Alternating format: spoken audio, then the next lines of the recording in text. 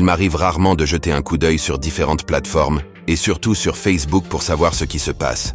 Mais par hasard, je suis tombé sur une info qui a attiré ma curiosité, celle de Hachem Al-Ghaili, né en 1990.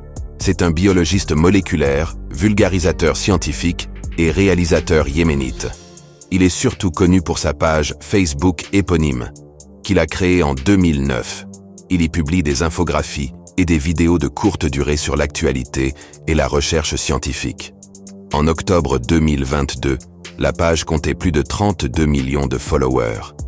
Et toujours selon la narration, dans un petit appartement en Allemagne, ce jeune yéménite, le professeur Hachem Al-Ghaili, a été en mesure de créer et à diriger une superpuissance numérique qui produit des vidéos infographiques qui traversent les frontières et les esprits, et il est devenu une star mondiale sur les médias sociaux. Vous avez vu comment on fabrique un pantin, les perroquets de la pseudoscience comme je les appelle. Eh bien, il a révélé un concept plutôt frappant et bizarre d'une prison futuriste appelée Conify. D'ailleurs, ce personnage s'est fait connaître en 2022 lorsqu'il a mis en ligne une vidéo faisant référence aux utérus artificiels et à la possibilité de créer la vie d'une manière totalement utopique. Vous trouverez cette vidéo modifiée sur cette chaîne, dont je laisserai le lien dans le premier commentaire. Il ne fait aucun doute que sa dernière production est également un cauchemar dystopique à tout point de vue. Al-Ghaili suggère que les détenus devront choisir entre passer plusieurs années derrière les barreaux ou se soumettre à ce système qui leur implantera des mémoires artificielles. Ceux qui choisissent cette dernière option doivent être scannés afin de créer une carte détaillée de leur voie neuronale. Cette carte permet au dispositif Cognify de cibler des régions spécifiques du cerveau, responsables de la mémoire, du raisonnement et de la pensée logique. D'ailleurs, ces expériences sont menées en secret depuis longtemps dans les prisons d'une certaine entité parasitaire, située au Moyen-Orient, pour contrôler les populations locales dont leurs terres ont été occupées, et le tour viendra à chacun dans le monde entier à travers la picouse et d'autres outils, donc restez endormis. Continuons.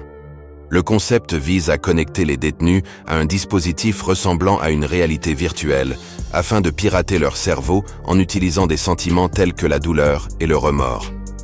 Bien que la procédure ne prenne que quelques minutes, le temps passera différemment dans l'esprit des pions, puisqu'ils pourront vivre des années de souvenirs.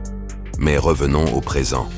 Si l'on prête attention à la vidéo, on peut entendre son créateur dire que Cognify pourrait traiter un large éventail de crimes, y compris les crimes de haine et la discrimination. En d'autres termes, ceux qui ne partagent pas les idées de l'agenda pourraient être accusés de mauvaises pensées et être reprogrammés à l'aide de Cognify. Et même si ça n'existe pas encore, la possibilité qu'il l'applique est totalement insensée. La vidéo se termine en expliquant comment ce dispositif pourrait permettre d'économiser de l'argent et de créer une société plus stable et productive. À moins bien sûr que cette technologie ne soit utilisée à des fins totalement perverses, car entre de mauvaises mains, elle pourrait provoquer un chaos total.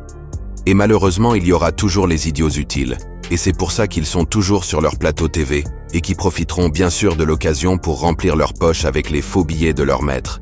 Et bien sûr, ils les applaudiront, et feront la promotion de cette perversité pour contrôler l'être humain et l'asservir à cette élite manipulatrice. La technologie permettant de créer un système de type Cognify est déjà en place.